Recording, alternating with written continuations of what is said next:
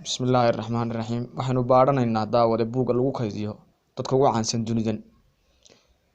Waliba inagoo kasii baaranaynaa kuwooda ugu sii taariikhda macaalin oo waliba kuwa madowga ah oo aynu aad taariikhdooda uga sheekayn doona insha Allah.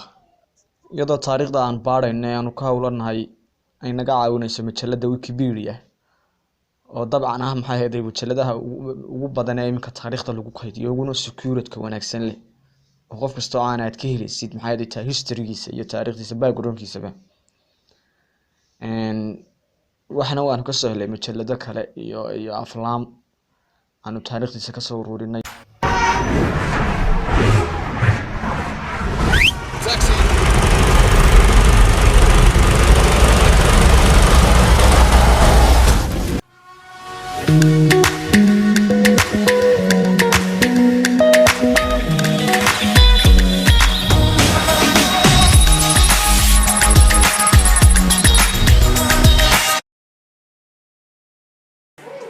Without commitment, you'll never start.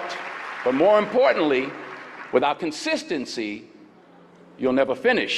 Denzel Washington Jr. wuxuu dhashay December 18 1954.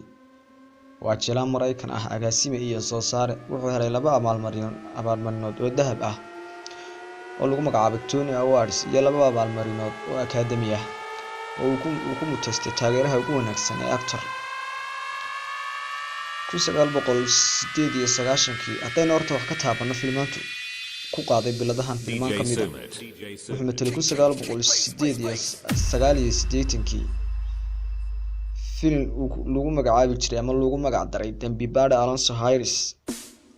sidoo kale 2001 waxaa loo tixgeliyay waxaa si weyn loogu tixgeliyay inuu yahay mid ka mid ah jilayaasha ugu waaweyn jiilkiisa, waxaana lagu tiriyaa inuu yahay astaan dhaqameed Mareykan ah. Washington wuxuu helay abaalmarino aad muhiim u ah shaqadiisa filimka tan iyo 1980 oo ay ka mid yihiin sawiradii uu ka qaatay astaamaha nolosha dhabta ah sida dhaqdhaqaaqa midab kala sooca Koonfur Afrika, wasiirka muslimka iyo ololaha xuquuqda aadanaha Malcolm X oo uu filimka matalay 1992. sidoo kale wuxuu matalay filim lagu magacaabo Herman, tababaraha kubadda cagta.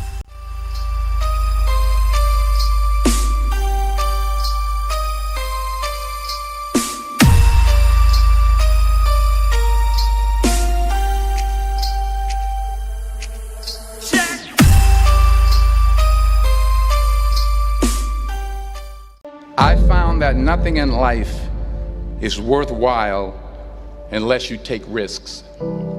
Nothing.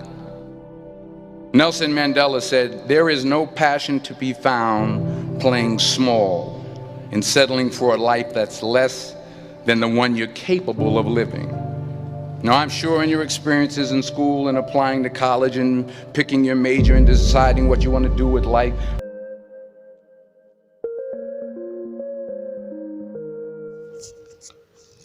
waxaa intaa u dheer inuu yahay dhiirigeliye lagu maamuso xafladaha qalinjabinta jaamacadaha, shirarka isboortiga iyo meelaha isugu timaado dhalinyaradu. waxaana loo arkaa inuu yahay keep striving, never give up, fall down 7 times, get up 8. Hollywood soo mara. Denzel Washington is a greater ku magacaabay inta madowkii ugu dhiirigelinta badnaa.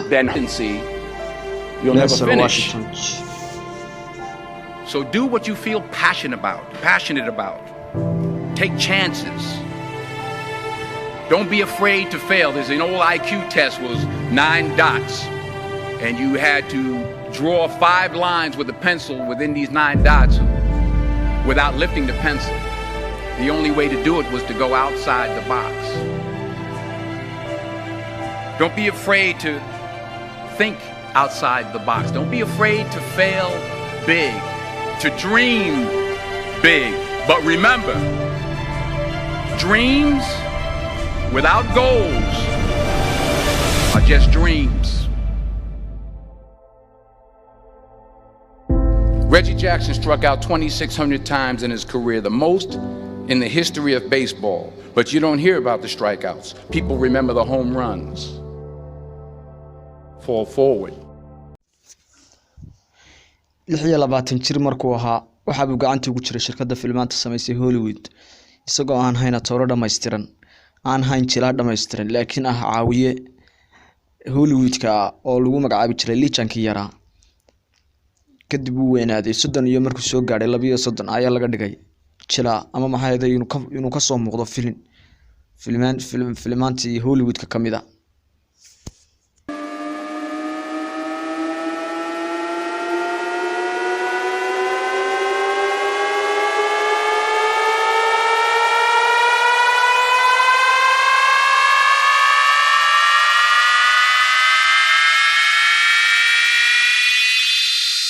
DJ Sumit. DJ Sumit. Kick, bass.